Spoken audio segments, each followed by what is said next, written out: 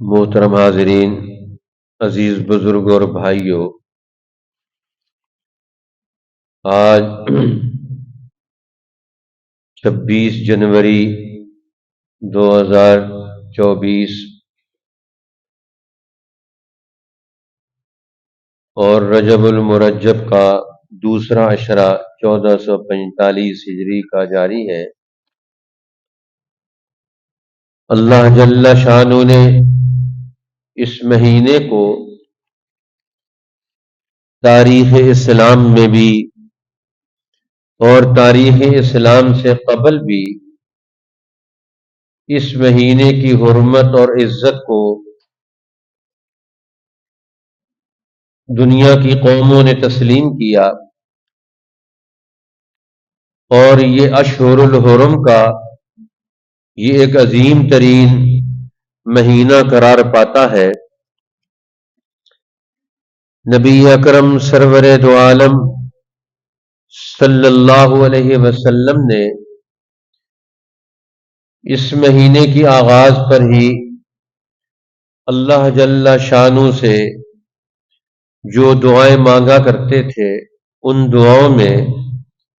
اس دعا کا اضافہ ہو جاتا تھا: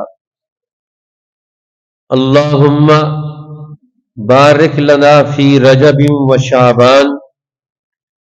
اے اللہ ہمارے رجب اور شعبان کے مہینے میں برکت عطا فرما،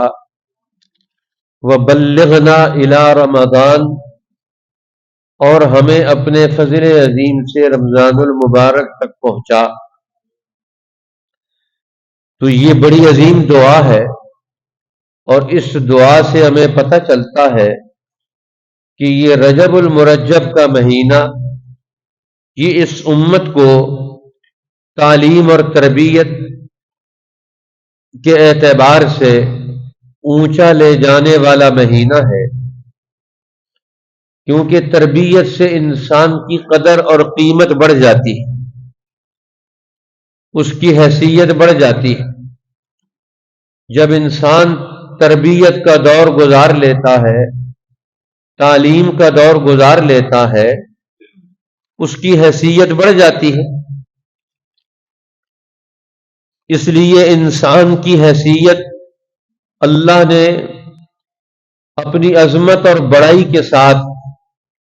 تعلیم و تربیت کے لیے رکھی ہے کہ یہ اعلیٰ تعلیم حاصل کرے، اونچے درجے کی تربیت حاصل کرے، یہ انسان کا کمال۔ اس لیے نبی اکرم سرور دو عالم صلی اللہ علیہ وسلم نے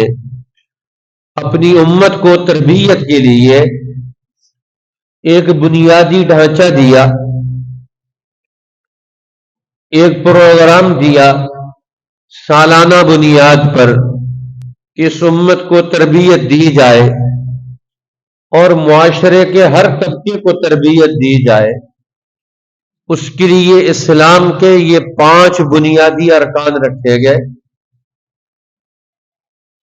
یہ 5 بنیادی ارکان، جس میں سب سے پہلے تو توحید اور رسالت کی گواہی ہے کہ اللہ اور اس کے رسول کے لیے شہادت دینا، گواہی دینا کہ اللہ اور اس کا رسول اللہ کی وحدانیت کی اور دنیا میں اللہ کی وحدانیت کا ترجمان اور نمائندہ وہ اللہ کے رسول۔ اور دوسری چیز پھر نماز قائم کرنی ہے، اقام الصلاۃ، نماز قائم کرنا۔ یہ نماز سے بھی ایک مسلمان کی تربیت ہے کہ یہ اپنے رات اور دن کے اوقات کی قدر و قیمت جانے، یہ اپنے اقوال اور افعال کی بھی قدر و قیمت جانے۔ انسان دنیا میں کتنی حرکتیں کرتا ہے، کتنی قسم کے کام کرتا ہے، لیکن جب ایک نیت باندھ کر یہ رکوع کرتا ہے، نیت باندھ کر یہ قیام کرتا ہے، یہ ساری شرائط پوری کر کے یہ قرآن حکیم نماز میں پڑھتا ہے، یہ اللہ کے سامنے جب قبلہ رخ کھڑا ہوتا ہے تو اب اس انسان کی حیثیت بدل جاتی ہے نماز کی وجہ سے، کہ نمازی انسان اللہ کے ہاں کتنی قدر و قیمت پیدا کر لیتا ہے نماز پڑھنے کی وجہ سے، اللہ کی عبادت میں شرکت کی وجہ سے، کہ رب کا بندہ بن کر جب یہ کوئی عمل کرتا ہے تو اس کی حیثیت بدل جاتی ہے، اس کے کام کی حیثیت بھی بدل جاتی ہے۔ اب نماز کی تکمیل وہ زکوٰۃ کے ذریعے سے ہوتی ہے، اسی لیے اللہ جل شانہ نے کلام مجید میں بے شمار آیات میں نماز اور زکوٰۃ دونوں کو اکٹھے جوڑ کر بیان فرمایا۔ اقیموا الصلاۃ وآتوا الزکوٰۃ، نماز قائم کرو اور زکوٰۃ ادا کرو۔ اس لیے نماز اور زکوٰۃ یہ دونوں جماعت کے ساتھ رکھی ہیں، نماز بھی جماعت کے ساتھ ہے، اس لیے 5 وقت میں مسلمان مردوں کو مسجد میں آ کر نماز پڑھنے کا حکم دیا جاتا ہے سوائے معذوروں، تو نماز بھی جماعت کے ساتھ ہے، اور روزانہ 5 وقت اس کی جماعت نماز کی جماعت ہوتی ہے، مسلمان اکٹھے ہو کر نماز پڑھتے ہیں، جماعت کے ساتھ نماز پڑھتے ہیں، صف بنا کر نماز پڑھتے ہیں۔ اسی طرح زکوٰۃ بھی جماعت کے ساتھ ہے، زکوٰۃ بھی جماعت کے ساتھ ہے، جس طرح حضرت ابو بکر صدیق رضی اللہ تعالی عنہ نے زکوٰۃ کو جماعت کے ساتھ اجتماعیت کے ساتھ ادا کرنا ضروری قرار دیا اپنے دور خلافت میں۔ اب یہ زکوٰۃ بھی جماعت کے ساتھ ہوگی، بیت المال میں زکوٰۃ جمع ہوگی اور ایک جگہ جمع ہو کر اس علاقے کے لوگوں پر اس کو خرچ کیا جائے گا۔ حضرت علی رضی اللہ تعالیٰ عنہ، حضرت معاذ بن جبل رضی اللہ تعالیٰ عنہ، ان دونوں کو رسول اللہ صلی اللہ علیہ وسلم نے یمن کا گورنر بنا کر بھیجا، حضرت معاذ کو بھی، اور معلم بھی بنا کر بھیجا، اور زکوٰۃ کی کلیکشن کا نظام وہ بھی ان کے سپرد کیا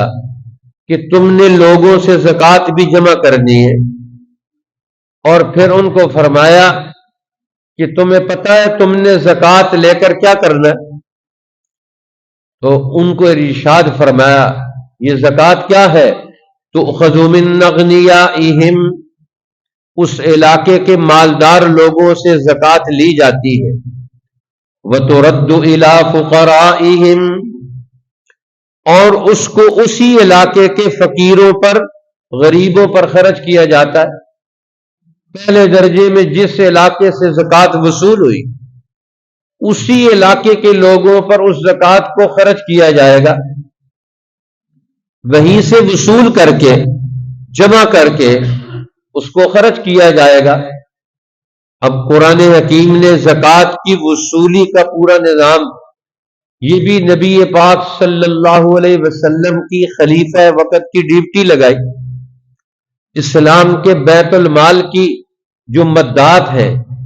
جس میں قوم کے لیے، اجتماعی ترقی کے لیے، معاشرے کی ترقی کے لیے قوم سے وصولی ہوتی ہے، مختلف مدات ہیں،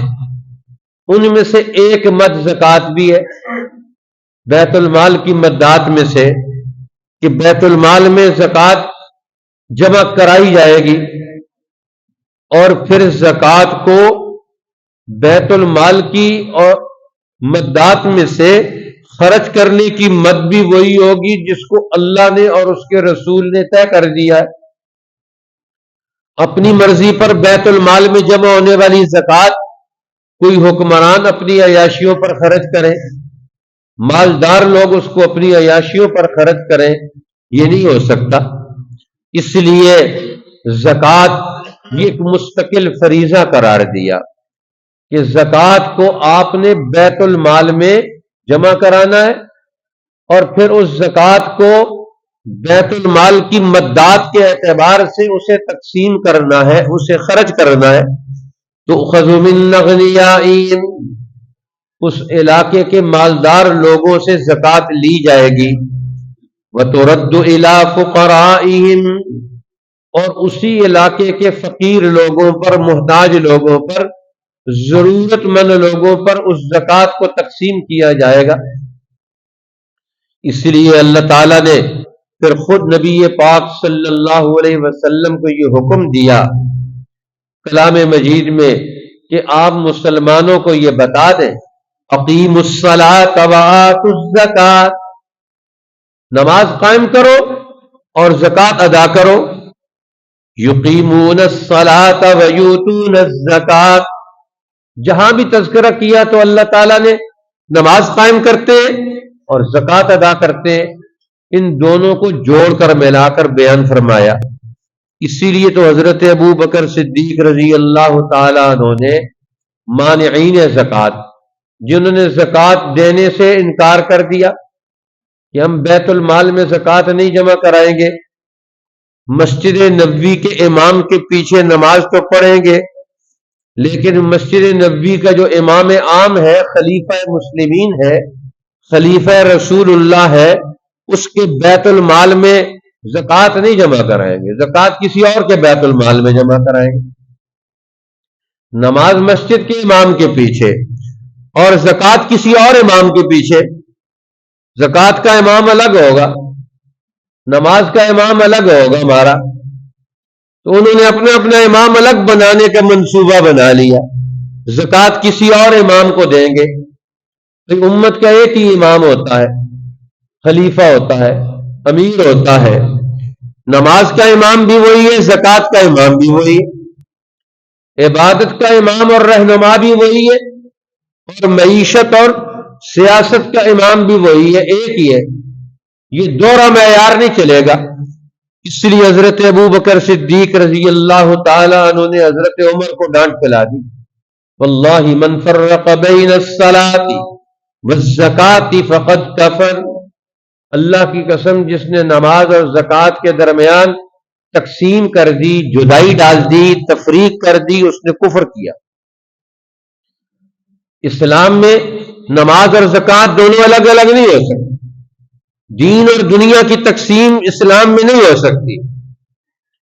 اب آپ نماز کا امام، دین کا امام تو اور بنا لیں اور دنیا کا امام کوئی اور بنا لیں، یہ نہیں ہو سکتا، یہ تو گمراہی ہے، یہ تو کفر ہے کہ ہم نے اپنی زندگی کو غلط راستے پر ڈال دیا۔ اسی لیے جماعت کے ساتھ زکوٰۃ ہے، بیت المال میں زکوٰۃ جمع کی جائے گی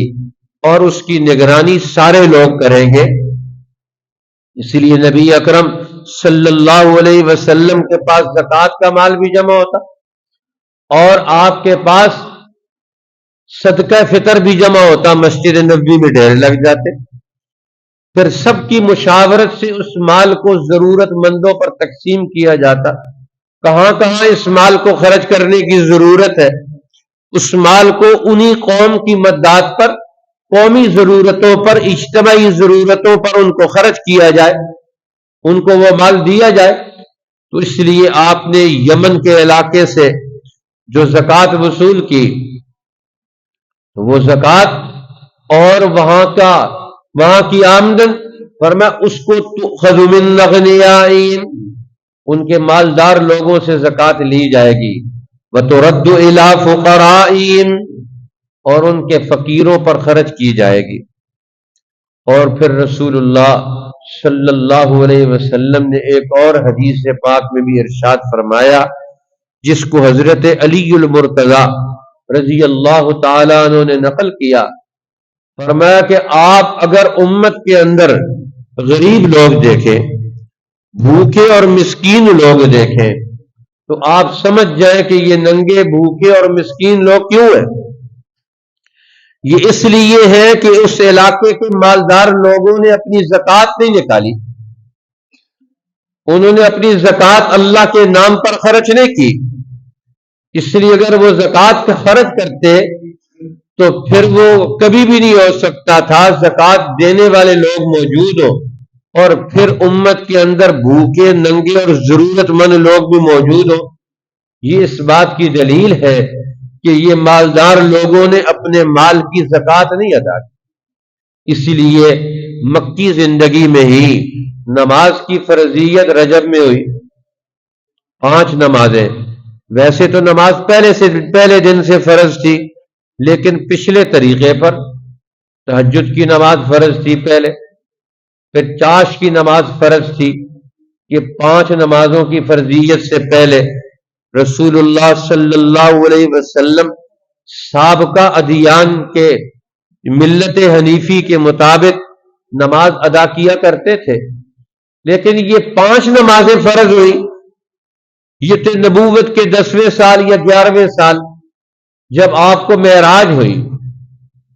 معراج کے موقع پر 5 نمازیں اللہ نے فرض کی، اصل تو 50 فرض کی تھی، اور پھر ہدیتاً تحفتاً یہ 5 نمازیں رہ گئی اس امت کے لیے۔ پڑھیں گے 5 اور ثواب ملے گا ان کو 50 کا، اگر 5 پوری پڑھے تو ثواب ان کو ملے گا 50۔ اسی طرح زکوٰۃ بھی مکہ مکرمہ میں فرض ہو گئی تھی۔ حضرت عبداللہ ابن عباس رضی اللہ تعالی عنہما بیان کرتے ہیں کہ اللہ تعالیٰ نے مکی صورتوں میں جو سب سے پہلی صورتوں میں نازل ہونے والی صورتوں میں سے سورۃ المزمل بھی ہے، اس کے آخر میں بھی وہاں موجود ہے وَأَقِیمُوا الصَّلَاةَ وَآتَوُا الزَّکَاةَ وَأَقْرِضُوا اللَّهَ قَرْضًا حَسَنًا، اور نماز قائم کریں اور زکوٰۃ دیں اور اللہ کو قرض حسنہ دیں۔ اب وہاں مکی زندگی میں بھی زکوٰۃ فرض تھی اور زکوٰۃ کا ادا کرنا بھی ضروری تھا، اس لیے وہ فرماتے ہیں کہ مکی زندگی میں کل مال ضرورت سے زیادہ جو تھا وہ اللہ کے نام پر خرچ کرنا یہ ضروری تھا۔ جو مسلمان ہوگا اپنی ضرورت سے زائد مال وہ اللہ کے نام پر خرچ کرے گا، لیکن مکہ مکرمہ میں بیت المال نہیں تھا، وہاں مسلمان جماعت تھی، بیت المال نہیں تھا وہاں۔ مدینہ طیبہ ہجرت کر کے آئے تو یہاں بیت المال وجود میں آ گیا، تو اب بیت المال وہاں نہیں تھا تو ہر مسلمان وہ اپنے پاس امانت کے طور پر مال رکھتا تھا، جب حکم آئے گا فوراً دے دیں گے۔ اب ہمارے پاس یہ دیا ہوا اللہ کا مال امانت ہے، لیکن جمع ہوگا ہر مسلمان کے پاس، اور ہر مسلمان خود بیت المال ہے، وہ امین ہے اللہ کے مال کا۔ اس لیے اسلام ہر مسلمان کو امانت دار قرار دیتا ہے، اس کے پاس جتنا مال ہے جو چیزیں ہیں یہ اللہ کی دی ہوئی، یہ اللہ کی چیزوں کا امین ہے، یہاں حکم اللہ کا چلے گا، امانت اللہ کی ہے، اس کا کام بندے کا کام اس امانت کی نگرانی ہے، اس امانت کا خیال رکھنا ہے، اس امانت کو صحیح اللہ کے حکم پر جس کی امانت ہے خرچ کرنا ہے۔ یہ جان بھی ہمارے پاس اللہ کی امانت، یہ مال بھی ہمارے پاس اللہ کی امانت ہے،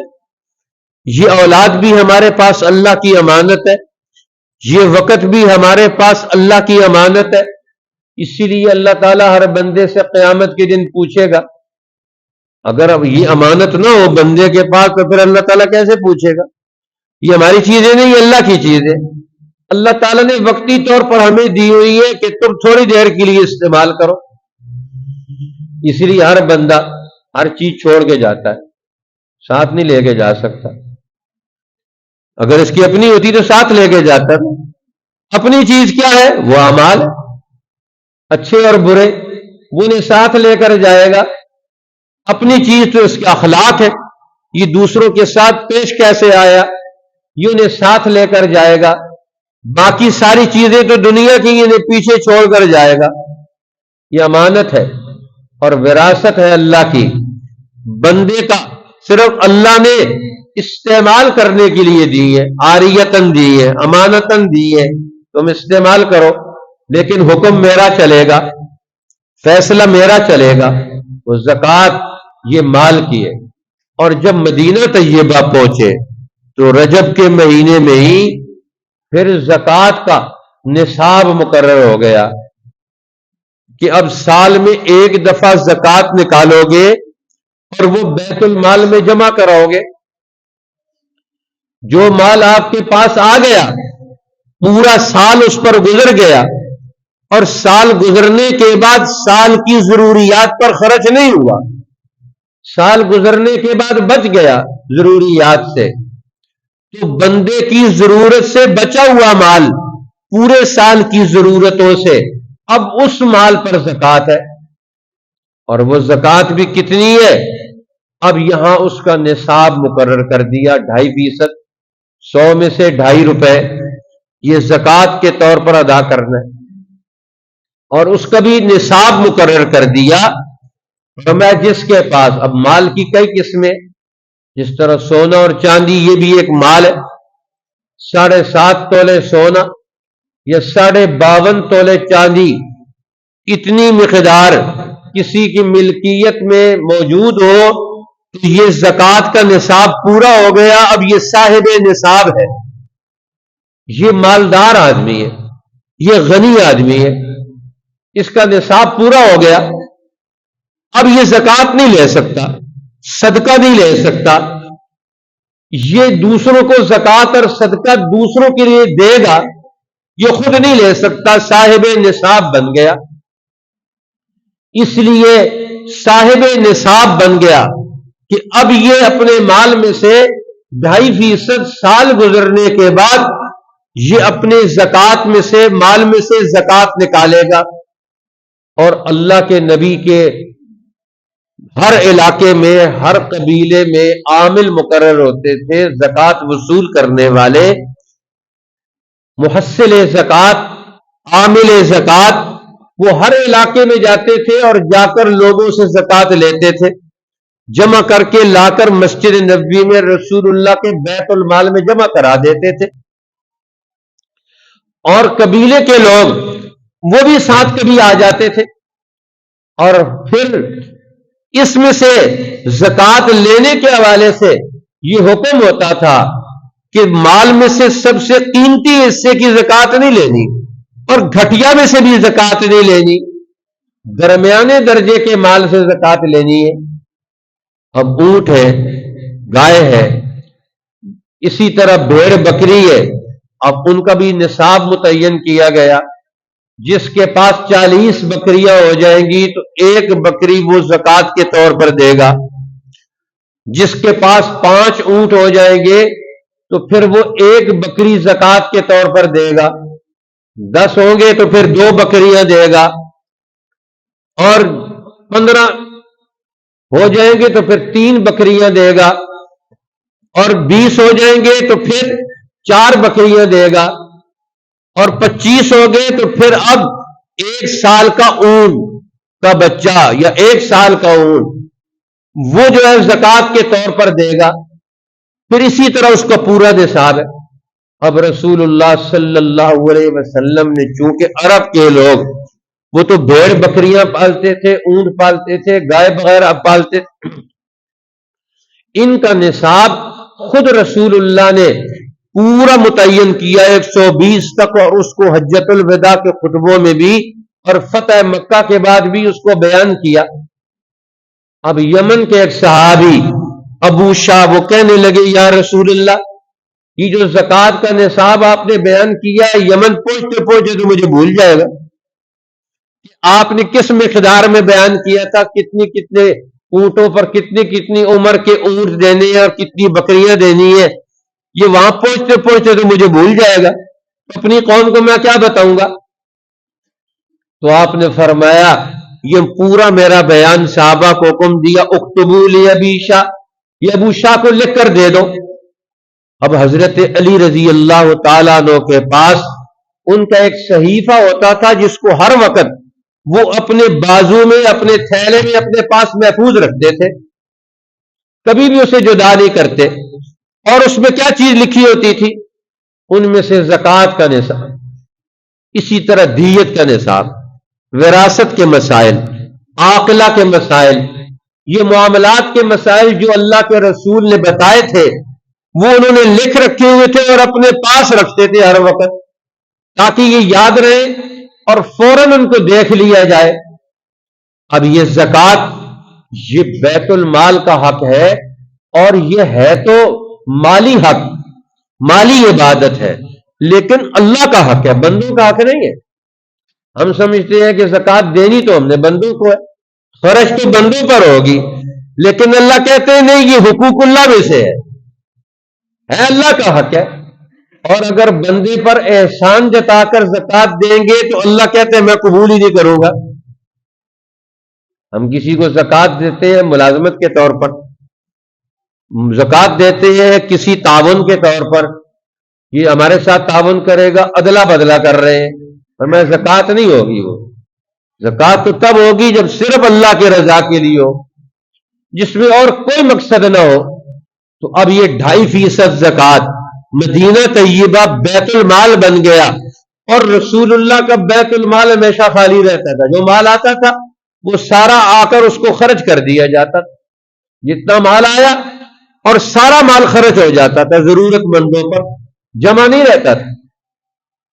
کسی کے پاس جمع نہیں رہتا، جتنا مال آتا وہ جمع خرچ ہو جاتا،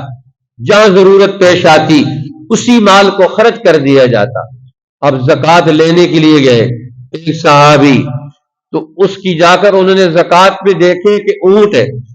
اور اونٹ کا ایک سال کا بچہ زکوٰۃ کے طور پر واجب ہو رہا ہے۔ انہوں نے کہا یہ بیت المال میں 1 سال کے اونٹ کا بچہ جائے گا، یہ کیا کرے گا؟ تو میں تو 2 سال والا 3 سال والا بڑا اونٹ دینا چاہتا ہوں۔ اور میں تو نہیں لینا چاہتا، کیونکہ مجھے تو حکم ہے کہ جو مال بنتا ہے زکوٰۃ کے طور پر وہ لینا ہے، اور بڑھیا مال میں سے نہیں لینا، درمیانے مال میں سے لینا ہے۔ آپ نے دینا ہے تو تم میرے ساتھ چلو، رسول اللہ صلی اللہ علیہ وسلم کے سامنے مسئلہ پیش کریں گے، آپ نے قبول کر لیا تو ٹھیک ہے۔ اب ساتھ گئے کہ یا رسول اللہ بیت المال میں 1 سال کی اونٹ کا بچہ کیا کرے گا، آپ بڑا لے لے۔ اور میں انہوں نے تو صحیح کیا کہ جو بنتا تھا وہی لینے کی کوشش کی، لیکن اگر آپ اپنے طور پر زیادہ اچھا مال دینا چاہتے ہیں زکوٰۃ کے طور پر تو بہت اچھی بات ہے کہ آپ زکوٰۃ کے طور پر زیادہ دے دیں، کوئی حرج کی بات نہیں، لیکن حکومت کی طرف سے لینے والا وہ زیادہ اچھا نہیں لے سکتا، وہ درمیانی مال لے گا۔ اسی لیے حضور علیہ الصلوۃ والسلام نے اس کی طرف توجہ دلائی، فرمایا کہ زکوٰۃ ادا کرو، حسنوا اموالکم بالزکوٰۃ، اپنے مالوں کو محفوظ کرو زکوٰۃ ادا کر کے۔ جب مال میں سے زکوٰۃ ادا کی جاتی ہے تو یہ مال محفوظ ہو جاتا ہے، فائدہ واپس تمہیں ہی ہے، اللہ کو کوئی فائدہ نہیں۔ مال کے زکوٰۃ نکالو گے 2.5%، اور اس کی حفاظت قدرت کے ذمہ آ گئی، اللہ کے ذمہ آ گئی، اللہ تعالیٰ نے اس کے مال کی حفاظت کا ذمہ لے لیا۔ آج ہم کہتے نہیں مال کی حفاظت ہم خود کریں گے، کلاشن کوف والا رکھے گے ملازم جو ہمارے مال کی حفاظت، زکوٰۃ نہیں نکالتے، بیماری آ جاتی ہے سارا مال نکل جاتا ہے، کہیں اور مال گم ہو جاتا ہے، ادھر ادھر ضائع ہو جاتا ہے، زکوٰۃ نہیں نکالنی، زیادہ نکل جائے گا، اس کے لیے تیار ہے آج مسلمان، لیکن جو زکوٰۃ بنتی ہے، جو اللہ کا حق بنتا ہے، وہ دینے کے لیے تیار نہیں، اللہ کے دیے ہوئے مال میں سے اللہ کا حق دینے کے لیے تیار نہیں۔ یہ عجیب بات ہے۔ تو فرمایا حسنوا اموالکم بالزکوٰۃ، اپنے مالوں کو زکوٰۃ ادا کر کے پاک کرو، اسے محفوظ بناؤ۔ ایک تو زکوٰۃ کے ادا کرنے سے مال پاک ہوتا ہے، اب تمہارے استعمال کے قابل بھی ہو گیا۔ زکوٰۃ نہیں ادا کرو گے اس میں نحوست آئے گی، اس میں بدبختی آئے گی، جب استعمال کرو گے وہ زہریلا مال بنے گا۔ زکوٰۃ نہیں ادا کرو گے تو مال پاک ہی نہیں ہوگا۔ مال کی پاکیزگی بھی زکوٰۃ کے ساتھ ہے، اسی لیے تو اس کو زکوٰۃ کہتے ہیں، کس کے ذریعے سے مال پاک ہوتا ہے، مال کے اندر پاکیزگی اور طہارت آتی ہے، اس کے اندر کی نجاست اور گندگی وہ ختم ہوتی ہے، مال کے اندر سے بھی اور ذہن کے اندر سے بھی۔ اب انسان کے ذہن میں مال کی محبت پیدا ہوتی ہے، جب مال خرچ کرے گا اللہ کے نام پر، اس کا دماغ بھی پاک ہوگا، اس کا دل بھی پاک ہوگا، اس کا مال بھی پاک ہوگا۔ اب فرمایا اب اس پاک مال میں سے مزید تم خرچ کرو، جہاں بھی اللہ جل شانہ تمہیں اور زیادہ عطا کرے گا۔ اور پھر فرمایا پیغمبر صلی اللہ علیہ وسلم کو حکم دیا خذ من اموالہم صدقۃ، آپ ان کے مالوں میں سے زکوٰۃ لیں۔ خذ من اموالہم صدقۃ تطہرہم، آپ ان کے مالوں کو پاک کریں، وتزکیہم بہا، اور ان کو بھی پاک کریں، ان کے دل و دماغ کو بھی پاک کریں اس مال میں سے زکوٰۃ کی ادائیگی کی وجہ سے۔ وصلی علیہم، اور ان کے لیے دعائے رحمت کرے، درود بھیجے ان پر، رحمت کے نزول کی دعا کرے۔ ان صلاتک سکن لہم، بے شک آپ کی دعا ان کے سکون اور اطمینان کا ذریعہ بنے گی۔ اس لیے علماء فرماتے ہیں جو مسلمان دین کی شرائط کے مطابق پوری زکوٰۃ ادا کرتا ہے تو رسول اللہ کی وہ دعائیں اس کے حق میں قبول ہوتی ہیں۔ اگر نہیں کرے گا ان دعاؤں کا مستحق نہیں بنے گا۔ اللہ جل شانہ ہمیں زکوٰۃ کا پورا نظام جو اللہ کا حق ہے بندوں کے مال پہ، اللہ تعالی ہمیں اس کا پورا حق ادا کرنے کی توفیق عطا فرمائے۔ وآخر دعوانا